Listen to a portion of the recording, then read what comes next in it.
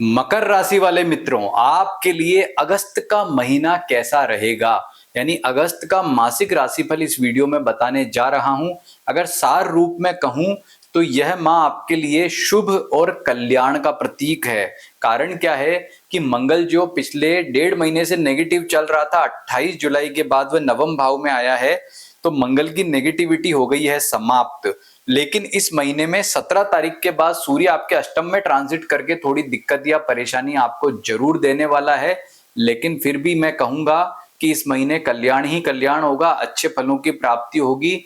आपके लिए यह महीना शुभ कहा जा सकता है। लेकिन इस बार हम लेकर के आए हैं आपके लिए स्पेशल नक्षत्र फल। यह आपने पहली बार सुना होगा कि राशिफल यानी महीने का राशिफल तो सुना होगा, लेकिन हम इस वीडियो में बताएंगे और ज्यादा सूक्ष्म और गहराई से इस महीने का आपको नक्षत्र फल कि यह महीना आपके लिए कैसा रहेगा। आप में से कई मित्र ये कहते हैं कि भाई मकर राशि वाले जो लोग हैं वो तो दुनिया में बहुत सारे हैं, करोड़ों की संख्या में, तो सबका जो है प्रेडिक्शन एक जैसा कैसे हो सकता है? तो चूंकि जन्म पत्री के हिसाब से अगर देखें तो प्रत्येक व्यक्ति का जो है अलग अलग तरीके से जो है प्रिडिक्शन देखा जाता है। लेकिन उस पर वीडियो इसलिए नहीं बनाया जा सकता क्योंकि वह प्रत्येक व्यक्ति का जो है वो डेटा यहाँ पर जो है विस्तृत रूप से बताना संभव नहीं होता है। अब ये वीडियो में यूनिवर्सल फल बताए जाते हैं, लेकिन इस यूनिवर्सल फल में भी और ज्यादा सूक्ष्मता में उतर के आपको नक्षत्र के आधार पर यह महीना कैसा रहेगा इस वीडियो में बताने का प्रयास करेंगे।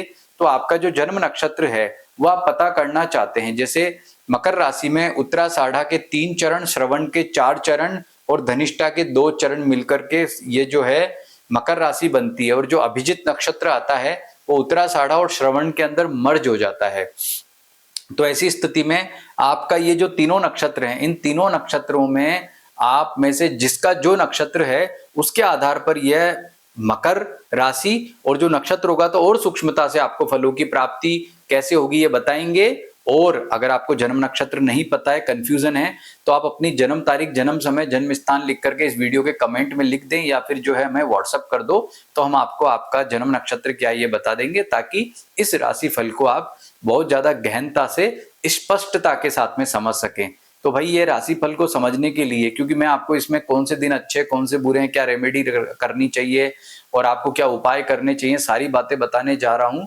तो एक जो है ना अपनी नोटबुक या पेन भी साथ में रख लें, और अभी तक चैनल को सब्सक्राइब नहीं किया है तो तुरंत कर लें, क्योंकि आपको इसमें जो फल यहाँ सुनने को मिलेंगे कोई दूसरा आपको ज्योतिषी इतने विस्तार से ये फल नहीं बताने वाला है। तो शुरुआत करते हैं स्वास्थ्य से। स्वास्थ्य के मामले में देखें कि आपका जो राशि का स्वामी है वो है शनि, और शनि पिछले दिनों जो है वो वक्री हो गया था, रेट्रोग्रेड हो गया था, और पूरे 138 दिनों के लिए वो वक्री हुआ है, 28 नवंबर तक वक्री रहेगा। तो इन दिनों में जो आत्मविश्वास आपका श्रेष्ठ था वो उतना ज्यादा स्ट्रांग नहीं रह पाएगा। लेकिन फिर भी हेल्थ के मामले में शनि आपको इतना कोई नेगेटिव दिक्कत या परेशानी वाला फल नहीं देगा। आप ये देखेंगे कि शनि और मंगल की आपस में दृष्टि है, मंगल को शनि पूर्ण दृष्टि से देख रहा है, शनि को मंगल, तो ये दृष्टि भी आपको ज्यादा दिक्कत या परेशानी नहीं देगी, क्योंकि तीसरे घर में शनि अच्छे ही फल देता है और मंगल भी शत्रु राशि में आकर के कमजोर हुआ है। तो दो कमजोर ग्रह हैं, अगर एक दूसरे के सामने आ भी रहे हैं तो कोई ज्यादा परेशानी समस्या वाली बात आपको नहीं रहने वाली है। लेकिन स्वास्थ्य का मामला कुल मिलाकर के ठीक है। हाँ, सूर्य आपका जो है अष्टम भाव में आ रहा है 17 अगस्त के बाद में, तो उन दिनों में जरूर आपको थोड़ा सावधानी रखनी है। लेकिन अब इस जो है प्रिडिक्शन को थोड़ा डीप में और गहराई से समझते हैं। कैसे?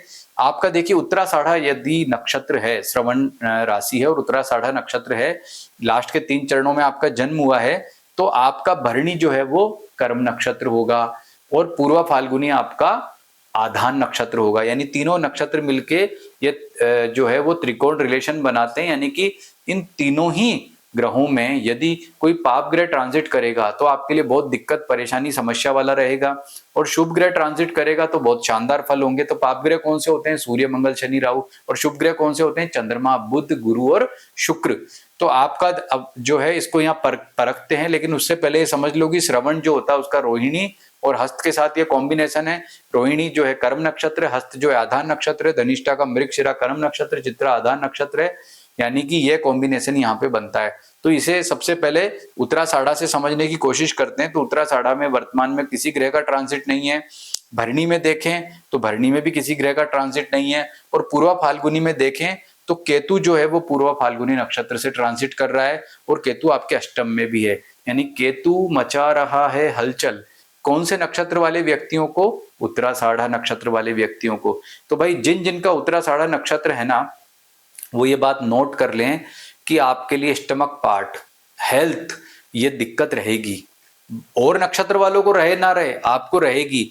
मकर राशि वालों को भी नहीं रहेगी, लेकिन आपको रहेगी। क्यों रहेगी? मैंने इसे सूक्ष्मता से आपको बताया कि पूर्वा फाल्गुनी नक्षत्र जो आपका आधान नक्षत्र है, उसमें केतु का ट्रांजिट है। केतु एक पाप ग्रह माना जाता है, अष्टम भाव से ट्रांजिट कर रहा है। इसलिए ओम केम केतवे नमः मंत्र का जप करें, भगवान गणपति की पूजा उपासना करें, तो आपको ये दिक्कत परेशानी नहीं रहेगी और समय आपका ठीक रहेगा। फिर भी स्वास्थ्य का ध्यान आपको रखना होगा। अब इसी तरह से श्रवण नक्षत्र को परखते हैं। श्रवण नक्षत्र से अभी किसी ग्रह का ट्रांजिट नहीं है। मृगशिरा नक्षत्र देखते हैं, तो मृगशिरा नक्षत्र में भी जो है वो किसी भी ग्रह का ट्रांजिट जो है वर्तमान में नहीं हो रहा है। हस्त नक्षत्र देखें तो हस्त नक्षत्र से किसका ट्रांजिट हो रहा है? मंगल। मंगल जो है वो 13 तारीख को हस्त नक्षत्र में जाएगा, यानी मंगल करेगा दंगल। किसको करेगा दंगल? श्रवण जो है नक्षत्र वालों को। भैया ये श्रवण नक्षत्र वालों का मंगल पीछा नहीं छोड़ रहा है। अभी पिछले महीने तो अष्टम भाव में था, बहुत दिक्कत पीड़ा समस्या दे रहा था, हेल्थ इश्यूज दे रहा था, और अभी भी जो है वो वापस से 13 तारीख को आ जाएगा, यानी कि 13 अगस्त से लेकर के 30 अगस्त तक फिर से मंगल श्रवण नक्षत्र वालों के लिए नेगेटिव हो जाएगा। तो भाई मंगल पाप ग्रह है, उपाय जरूर कर लेना। मंगल क्या करता है? पीड़ा देता है। कोई भी फुंसी कर देगा, कोई फोड़ा कर देगा, कहीं छोटी मोटी चोट लगवा देगा, बारिश का दिन है कोई इन्फेक्शन करवा देगा। मंगल एक खतरनाक प्लेनेट है, हालांकि 9th हाउस में ट्रांजिट कर रहा तो उतना पहले जितना नेगेटिव नहीं रहेगा। ओम अम अंगारकाय नमः मंत्र का जप कर लेना 13 तारीख के बाद, 13 अगस्त के बाद में। मंगल की कारक वस्तु जैसे होती लाल वस्त्र, गुड़, गेहूं, तांबे का बर्तन इत्यादि में से कोई भी एक वस्तु का दान जरूर कर लेना, जिससे पॉजिटिविटी रहेगी, दिक्कत या परेशानी आपको नहीं होगी। अब बात करते हैं धनिष्ठा नक्षत्र की। तो धनिष्ठा नक्षत्र में अभी कोई भी ग्रह ट्रांजिट नहीं कर रहा है, और मृगशिरा नक्षत्र आप चेक करेंगे तो मृगशिरा नक्षत्र में भी जो है वर्तमान में कोई ग्रह ट्रांजिट नहीं कर रहा है। और यहाँ पर देखें चित्रा नक्षत्र, तो चित्रा नक्षत्र में भी जो है वो कोई ग्रह यहाँ पर ट्रांजिट नहीं कर रहा है, यानी कि आपको ज्यादा परेशान या चिंतित होने की बिल्कुल भी जरूरत नहीं है, क्योंकि आपके नक्षत्रों में कोई भी ग्रह का पॉजिटिव और नेगेटिव दोनों ही प्रकृति के ग्रहों का जो है कोई ट्रांजिट यहाँ पर नहीं हो रहा है। यानी कि अगर मकर राशि वालों के लिए कहें तो सबसे अच्छा समय जो है वो धनिष्ठा नक्षत्र वालों का कह सकते हैं। बाकी जो है उत्तराषाढ़ा जो है उनके लिए पूर्वा फाल्गुनी में सूर्य का ट्रांजिट जो है वो पूर्वा फाल्गुनी नक्षत्र में केतु का ट्रांजिट वो नेगेटिव है। तो श्रवण वालों के लिए जो है ये जो 13 अगस्त के बाद में हस्त वाला ट्रांजिट नेगेटिव हो रहा है, ये आपके हेल्थ में ज्यादा दिक्कत या परेशानी देगा। तो उपाय जरूर कर लेना। यही सूक्ष्मता है नक्षत्र फल की जो मैंने आपको यहाँ पर बताई है। अब पता करते हैं कि आपको नौकरी पैसा वालों के लिए समय कैसा है। तो नौकरी पैसा वालों के लिए जो शुक्र है, पहले षष्ठ भाव से ट्रांजिट कर रहा था तब भी ठीक ठाक था, लेकिन बाद में जब ये 7th हाउस में आया है शुक्र, तो 7th हाउस का शुक्र इतना ज्यादा अच्छा नहीं होता है, लेकिन ये आपके करियर को इतना प्रभावित नहीं करेगा, वैवाहिक जीवन को ज्यादा ये प्रभावित करता है। तो आपको क्या करना है कि शुक्र को पॉजिटिव करने के लिए ओम शुम शुक्राय नमः मंत्र का जप जरूर करें, या माँ दुर्गा की पूजा उपासना करें, क्योंकि 7th हाउस में शुक्र आके कहीं ना कहीं आपको थोड़ा कमजोर करता है। यह आएगा 21 तारीख को, तो 21 अगस्त से पहले आपका समय ठीक ठाक रहेगा। 21 अगस्त के बाद में आपको डिसीजन बहुत सोच समझ के लेने हैं। कोई रिपोर्ट सबमिट करनी है या कुछ भी करना है तो वो बहुत सोच समझ करके करना होगा।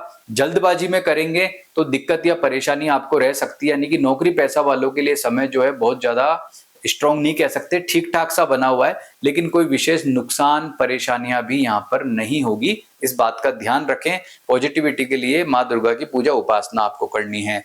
व्यापारियों की बात करते हैं। व्यापारियों के लिए जो है समय ठीक कह सकते हैं, क्योंकि बुध यहाँ ट्रांजिट कर रहा है। सूर्य शुरू में ठीक है 17 तारीख तक, और बुध जो है वो 11 तारीख को उदय हो जाएगा। तो 10 तारीख तक आपके लिए समय थोड़ा टिपिकल रहेगा, दिक्कत वाला रहेगा, लेकिन 10 तारीख के बाद में व्यापारी बंधुओं के लिए समय श्रेष्ठ होता चला जाएगा। यानी 11 अगस्त से 30 अगस्त तक समय बेस्ट कह सकते हैं, क्योंकि बुध क्या हो जाएगा? उदय। और बुध का उदय आपके जीवन को परिवर्तित करेगा, क्योंकि वह आपके भाग्य का स्वामी है। तो व्यापारियों को अच्छी उन्नति के लिए भगवान गणपति की पूजा उपासना करने से विशेष लाभ होगा, ऐसा मानते हैं। अब बात करते हैं आपके पारिवारिक सुख के मामले में। तो पारिवारिक सुख के मामले में पहले से जो है नेगेटिविटी समाप्त हुई है, मंगल अच्छा हुआ है। लेकिन एक नक्षत्र वाले हैं जो अभी भी पारिवारिक सुख में सतर्क रहना भैया, श्रवण नक्षत्र वाले लोग। श्रवण नक्षत्र वाले जितने भी लोग हैं उनको 13 अगस्त से 30 अगस्त के बीच में बहुत ज्यादा सतर्क और सावधान रहने की जरूरत रहेगी, क्योंकि इस समय मंगल जो है आपके लिए नेगेटिव ट्रांजिट करेगा। क्योंकि आपका जो जन्म नक्षत्र है आधान, उसके अंदर जो है मंगल का ट्रांजिट होगा, जो आपको वेद करेगा और वेद करके नुकसान या दिक्कत या आपको परेशान कर सकता है। तो आपको सतर्क रहना होगा। मंगल के उपाय जो पहले बताए थे वो आपको लगातार करते रहने हैं। वैवाहिक सुख की बात करें तो वैवाहिक सुख के मामले में समय जो है ठीक कह सकते हैं, लेकिन ये जो 21 तारीख को 21 अगस्त को शुक्र आ गया है ना, शुक्र का आना जो है ना वो 7th हाउस में पारिवारिक सुख में थोड़ा दिक्कत वाला है।